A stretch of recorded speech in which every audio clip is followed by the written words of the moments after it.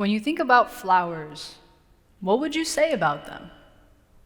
Many people would respond with the words, beautiful, smells good, girly, and fragile. If you notice, the words I just mentioned could arguably correlate with being feminine, and being feminine has this stereotype of also meaning weak.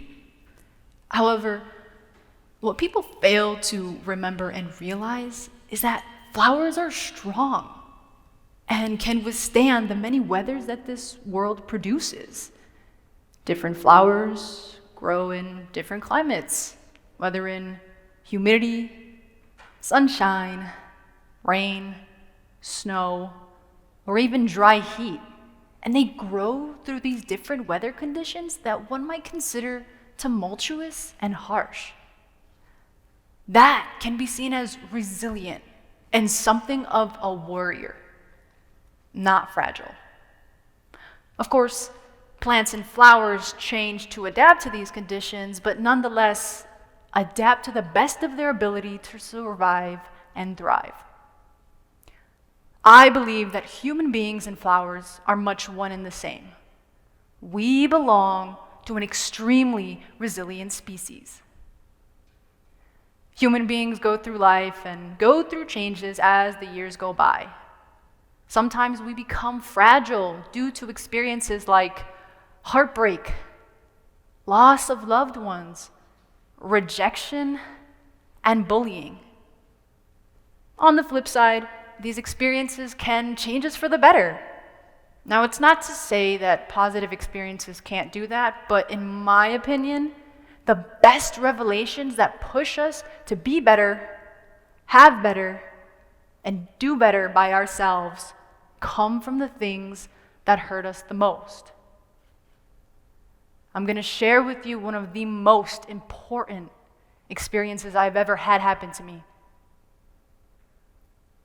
From the ages of 12 to 15, I was sexually abused by my biological father.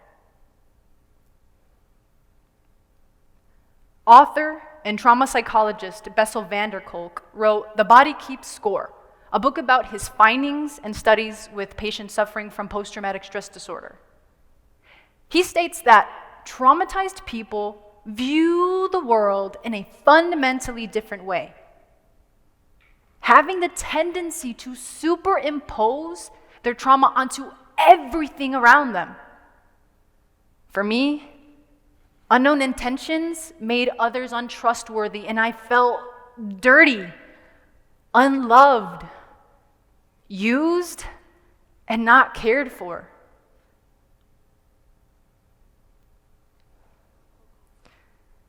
He also states that trauma is an imprint left by these experiences on the mind, brain, and body.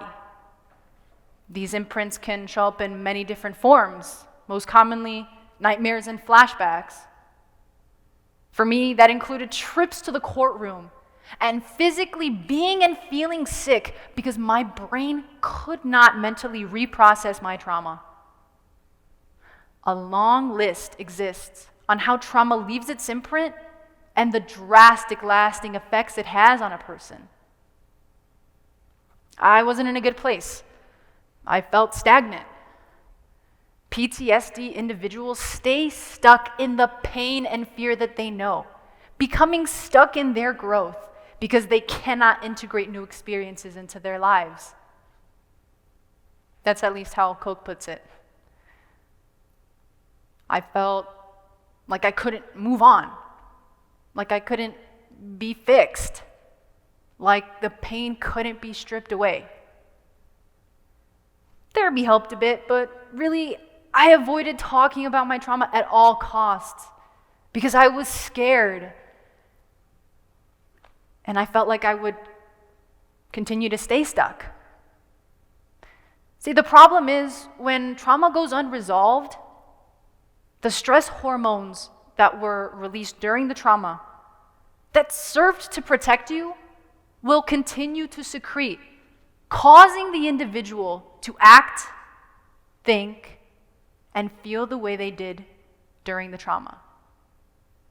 So my unresolved trauma continued to trigger me with original sounds of my abuser's favorite music, sensations of his inappropriate touching, images of his face in my head, and relatively anything that reminded me of him, quote unquote, aiding me in remembering.